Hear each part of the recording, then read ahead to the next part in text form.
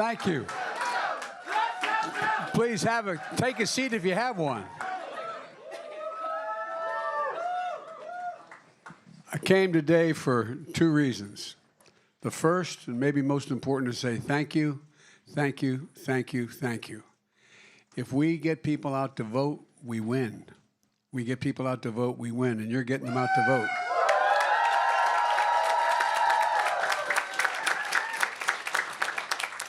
Our little babe over there is not so sure about all this. She seems okay so far. At any rate, and what I want to talk about, I want to make what I think is the most important closing argument to make. I've been into about 31 districts, or 31 places, going to a bunch between now and the election day. And, you know, I can't think of a more consequential election that I've been involved in, and we've been involved in. You know, whether we maintain control of the Senate and the House is a big deal. And so far we're running against the tide and we're beating the tide. But we just have 15 days until one of the most important elections in our lifetime. And it's going to shape the way this country looks like for the coming decade, for real. Now the polls have been all over the place. First of all, if you speak to most pollsters, they're not sure anymore, not about the outcome, but about polling.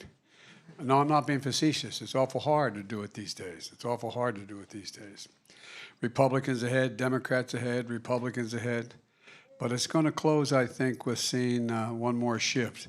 Democrats ahead in the closing day. So look,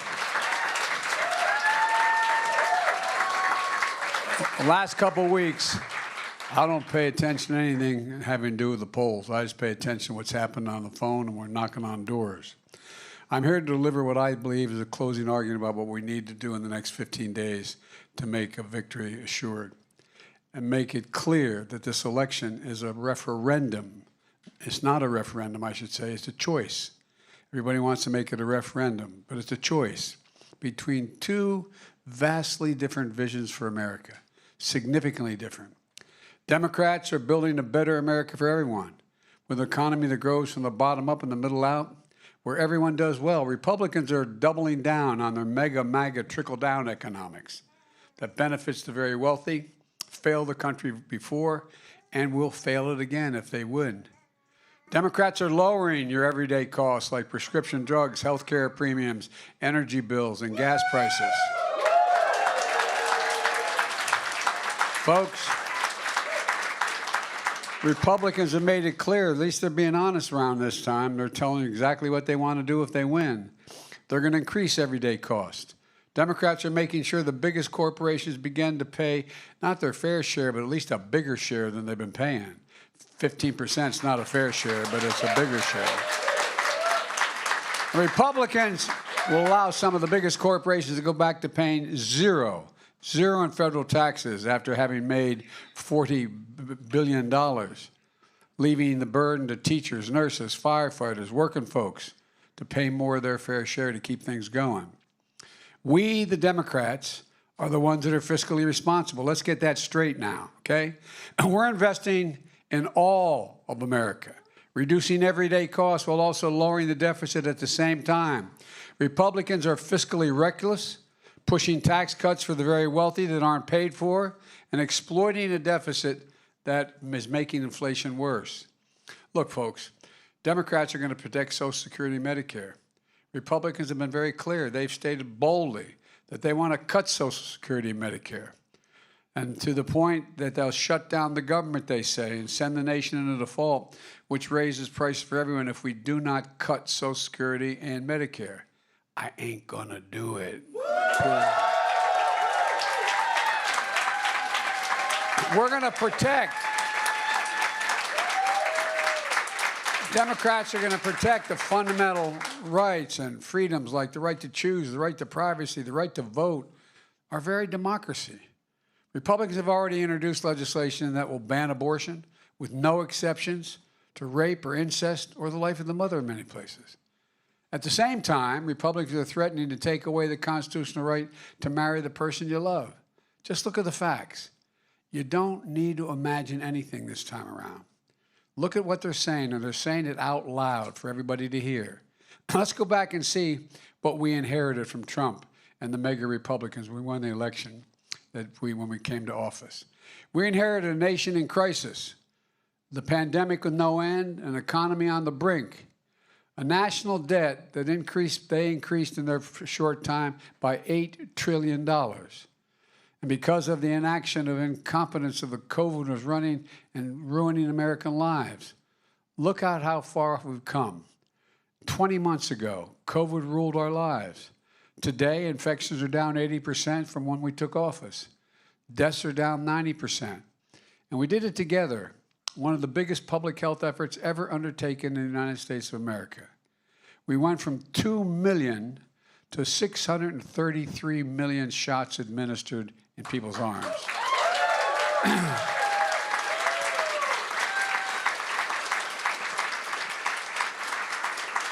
And something that's going unnoticed, but I'm going to keep reminding people, Republicans in Congress are still preventing funding we need to stay vigilant ahead of the next virus. They refuse the funding. But we're not going to relent. We're not going to relent. We haven't relented, and we won't do it. Together, we carried out one of the biggest public health efforts in the history of this country. 20 months ago, the economy was in ruins. Trump is the first president since Herbert Hoover. It's a fact, since Herbert Hoover to lose jobs over the course of his presidency. Fewer jobs when he left than when he came to office. We created, with your help, 10 million new jobs so far.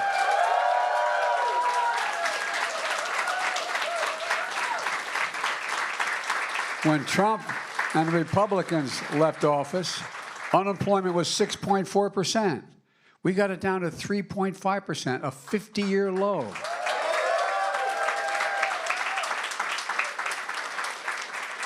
On his watch, literally hundreds of thousands of small businesses were closing. They make up 50% of the economy, these small businesses. Today, we have the highest number of people applying to start small businesses than ever during an economic recovery, ever. And you all know I was determined, with your help, to bring back manufacturing back to the United States instead of companies going overseas for cheaper labor. On Trump's watch, American manufacturing was hollowed out. On my watch, made in America isn't just a slogan, it's a reality. It's a reality. 700,000 manufacturing jobs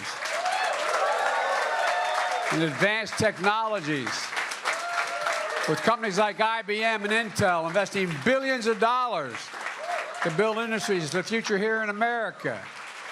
Later this week, I'm going up to Syracuse, New York, where I went to graduate school. My deceased wife was from.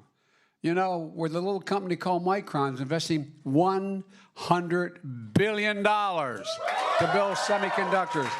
The biggest investment of its kind in our history. We passed the most consequential infrastructure bill since Eisenhower's interstate highway system. We're building our roads, bridges, ports, airports, delivering clean water, high-speed internet to every American, and we're just getting started. You know, we had Infrastructure Week, and it kept having it, nothing happening. Now we got Infrastructure Decade. We got enough money to do this for a decade. We're going to create tens of thousands of jobs and making our companies more competitive worldwide. At the same time, we know a lot of folks are struggling with inflation, driven by Putin's war in Ukraine and the global pandemic. It's a little solace, but we have a lower inflation rate than most any other nation in the world. That's why I'm determined to reduce the burden on working and middle-class folks by bringing down the cost of everyday things they have to work their families through. It's not just food and energy, which is critical. We brought down the cost of energy, but prescription drugs, healthcare costs, and so much more. We finally did something with these things, even without receiving a single solitary Republican vote. Not one. Not one. After decades of trying, we finally gave Medicare the power to negotiate for lower drug prices. In the United States, we pay more.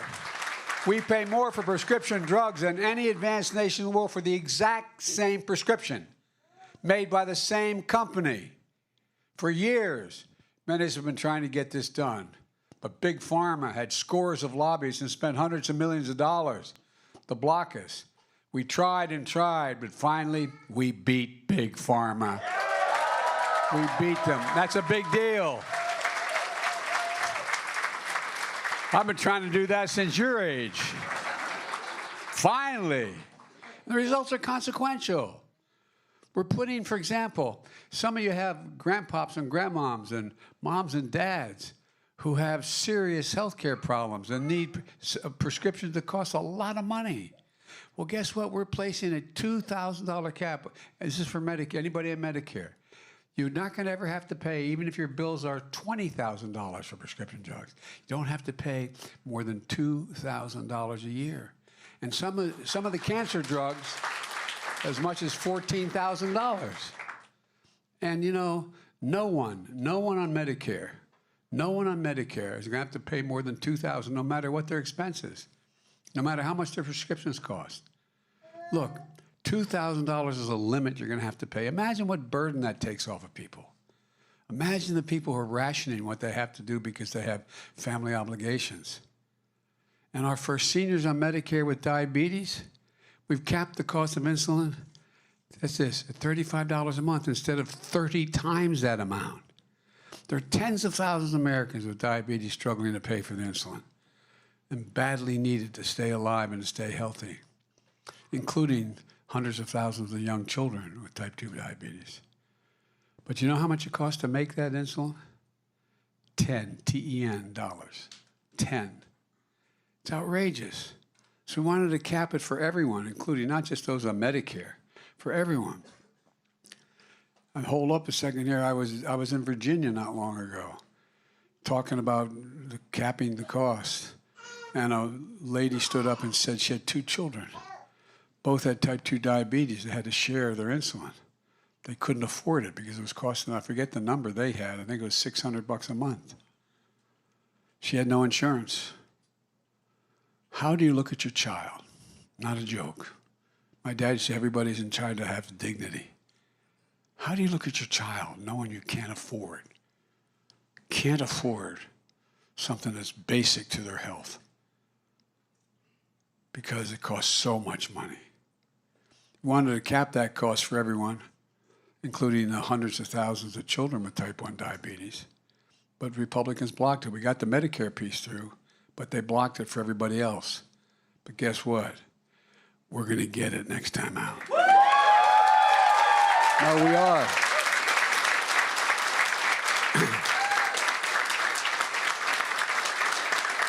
We also locked in savings on health insurance premiums through the Affordable Care Act. Because what we did earlier in the first piece of legislation we passed, a family of 4, we reduced their cost to $2,400 a year if they were on Medicare. On Obamacare. Well, guess what? We were able to only do it for $800 a family now, but it's still a lot of money. That's the limit. That's gone as well if Republicans get their way. As a matter of fact, they wanted to get rid of the entire Affordable Care Act. They're making it again. And by the way, anyone with a pre-existing condition who can't afford expensive insurance, the only reason you have coverage is because of the Affordable Care Act. Only reason.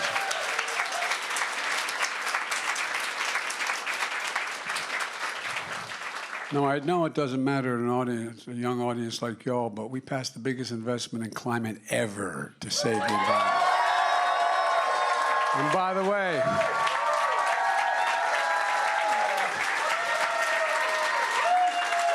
because of your talking, I really mean it.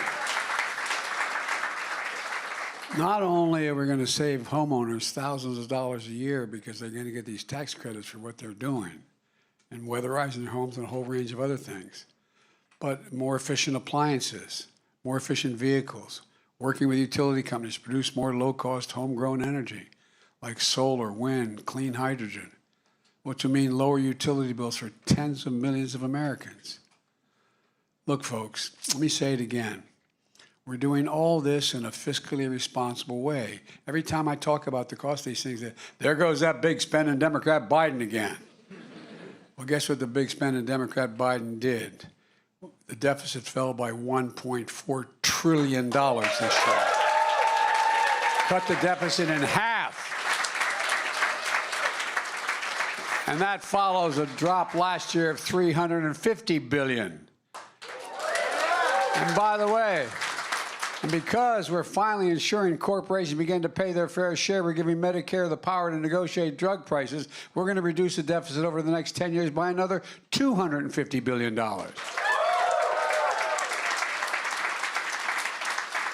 Look, folks, a big part of that's because we're finally making the biggest corporations begin to pay their fair share.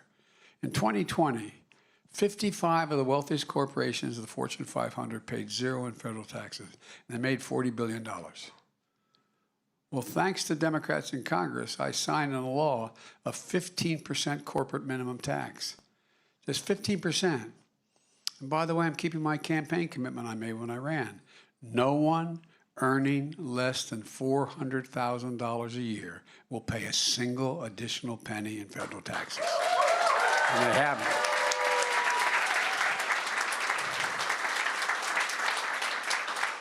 Because of the number of actions I've taken, we've taken, and it's take too long to go into detail, but guess what? Gas prices are coming down. Despite Putin's invasion of Ukraine. They're down $1.20 this summer, and just this week they fell another 10 cents. And we're going to continue to insist that oil companies pass on the savings from the lower price of a barrel of oil to a lower price for consumers at the pump. Folks, I've said from the beginning that my objective is to build an economy from the bottom up, giving everyone a fair chance. When we do that, everybody does well. The poor have a ladder up, the middle class gets ahead, and the wealthy still do very, very well. Now ask, what's the Republican plan? Not a joke. When you're on, if you're with a friend who has a different point of view, say, okay, you don't like what we're for, tell me what the Republicans are for. What's their platform? Not a joke. What are they running on? If they win, what do they say they'll do? Well, I have to hand it to it. As I said, they're saying it out loud. They're so confident they're going to win, they're saying it without an ounce of shame. Just listen to, and let's name names. Kevin McCarthy, Republican leader of the House, and his fellow MAGA Republicans say their number one priority, if they win control of Congress, will do the following. Give the power we just gave to Medicare for lower drug prices back to Big Pharma and raise drug prices. No, by the way, I know this sounds like it's almost like you're making it up, but this is what they're saying. This is what will happen. The $2,000 cap on prescription drugs for seniors, gone. Gone. $35 a month cap on insulin for seniors that we passed the Inflation Reduction Act, gone. Savings on health care premiums, $800 a year for millions of Americans in the Affordable Care Act, gone. And of course, they're still determined to repeal the entire Affordable Care Act. That means an end to the protections for tens of millions of people who can't afford health insurance because they have a pre-existing condition. That's gone as well if the Republicans get their way. The most aggressive action to deal with global warming, gone. Corporate minimum tax I just signed into law, gone. Look, you know Republicans love to call Democrats big spenders and claim that we are for, and they claim they're for less government spending. Well, give me a little break here. Just look at the facts. The federal deficit went up every single solitary year in the Trump administration, went up every year. It went up before the pandemic. It went up during the pandemic. It went up every single year on his watch. And one big reason for that is they voted for a $2 trillion Trump tax cut, which overwhelmingly benefited the biggest corporations and the wealthiest Americans. And it racked up significant deficits. Not a penny was paid for. Now Republicans in Congress are doubling down on their mega MAGA commitment to implode the deficit again. Just last week, Republicans leaders said if they get their way, they're going to extend the Trump tax cuts, which go out of existence in 2 years. Folks, put the entire Republican plan all together, and they would add $3 trillion to the deficit. $3 trillion. That's their plan. Massive deficits that are reckless and irresponsible. Republican plan is to make inflation worse, not reduce it. Let's talk about Senator Rick Scott, the senator from Florida.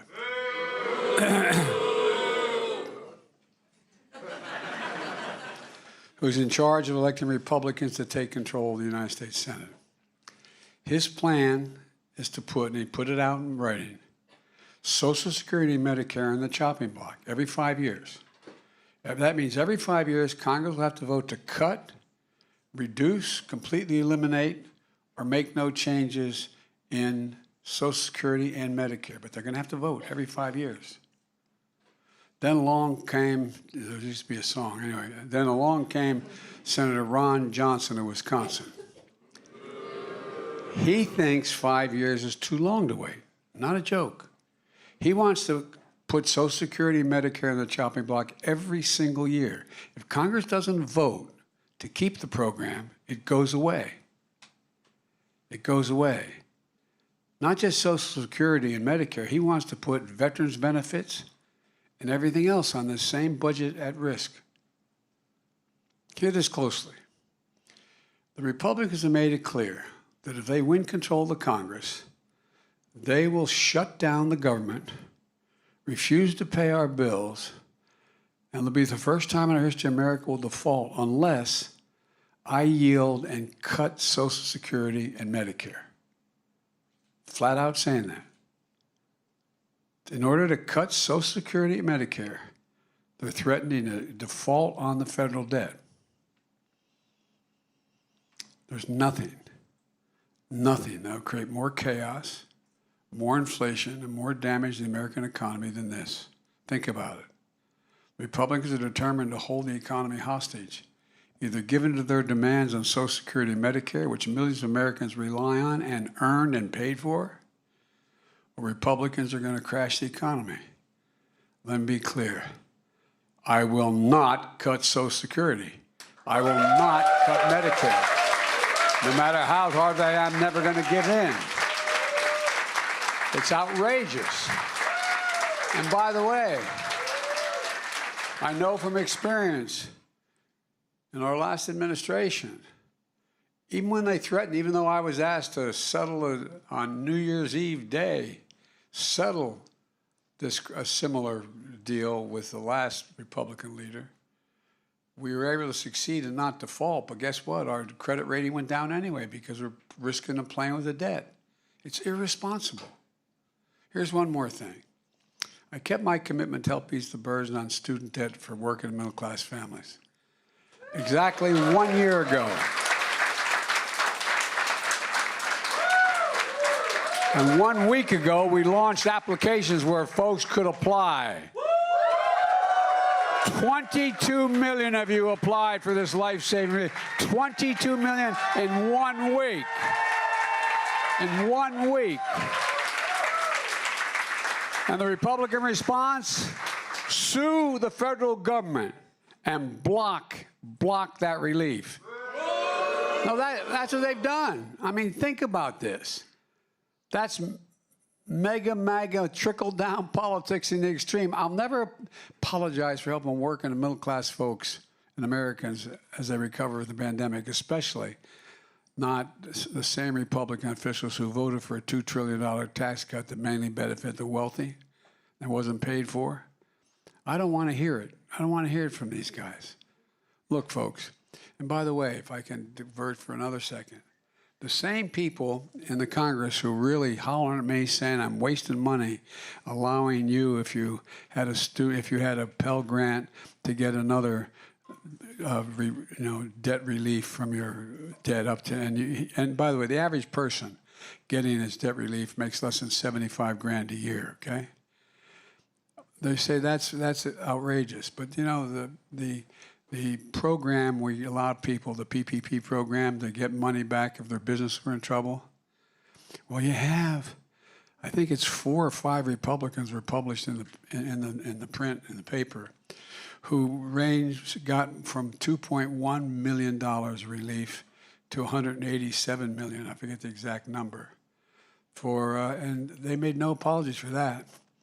They thought it's okay for them to get that relief for their business. But you breaking your neck and getting caught in the middle of a crisis, you can't get any relief for the debt. And guess who's going to grow the economy more?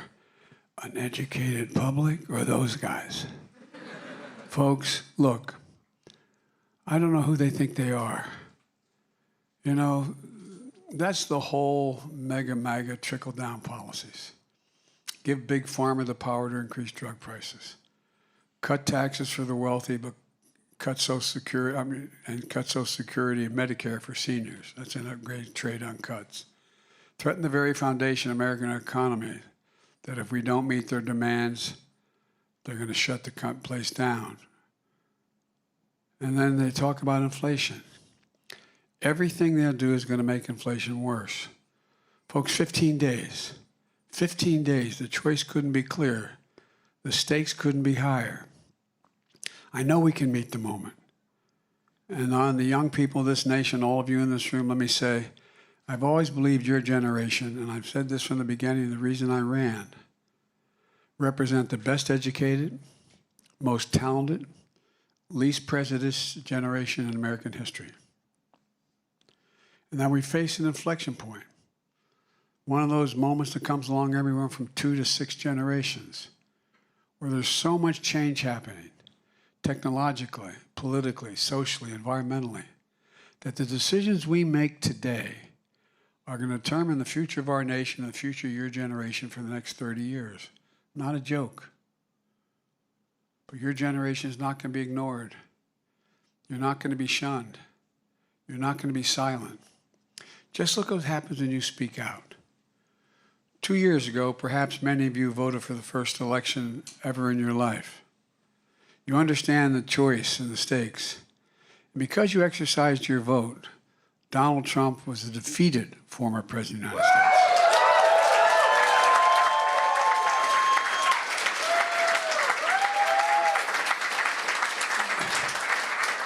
And you elected the highest ranking black Indian with Indian background woman in American history to be vice president.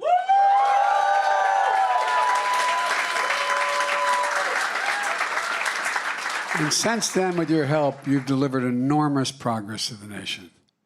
The most significant gun safety law in nearly 30 years. And by the way, I'm coming back. I'm going to ban assault weapons again. I mean it.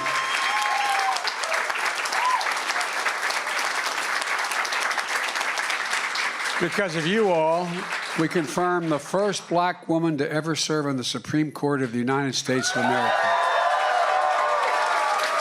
We confirmed more appellate federal judges who are black women than all other presidents combined. Let me be clear, Republicans are going to pass a national ban on abortion if they control the Congress.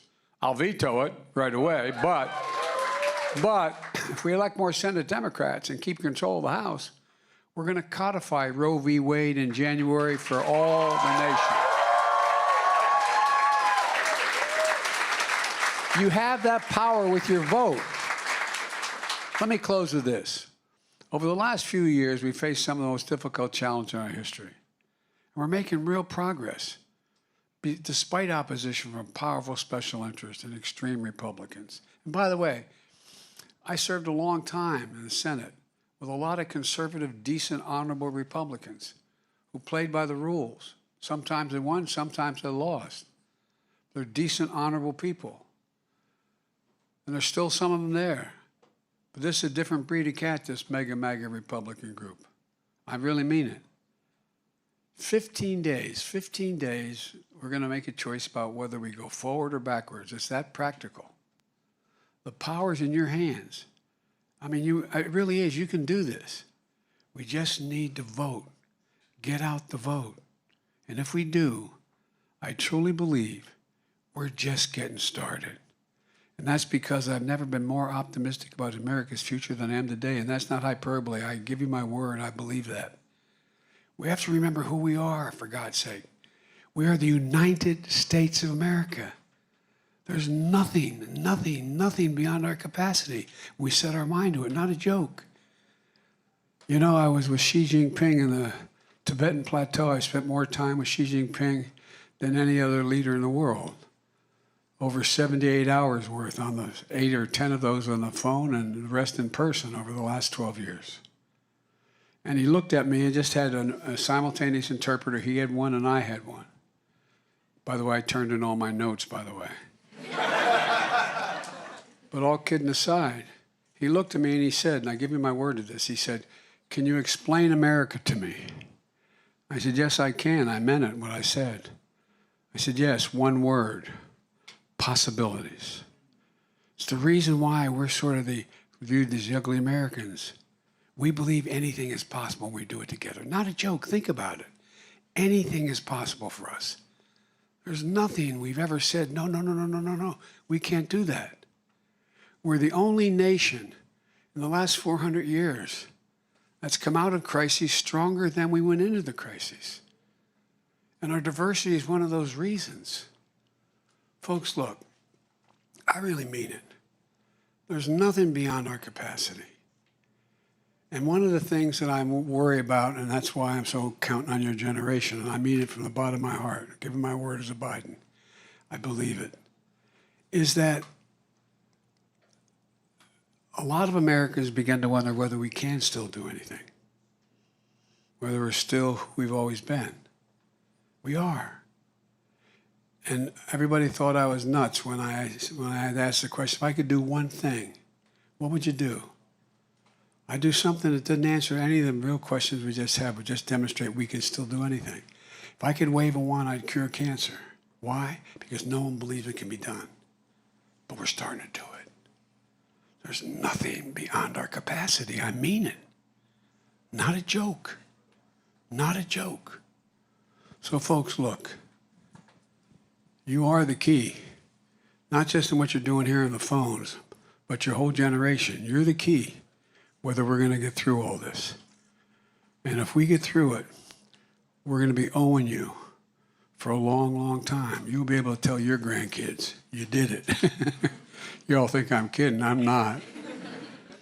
More is going to change in the next 10 years than changed in the last 50 years. Because of technology, because of a whole range of things. Things are moving so rapidly. So every time I'd walk out of my Grandpa Finnegan's house up in Scranton, Pennsylvania, he'd yell, "Joey, keep the faith." And another voice would come out of the house. My grandma said, "No, Joey, spread it. Go spread the faith. Let's get this done. Vote, vote, vote, vote, vote, vote."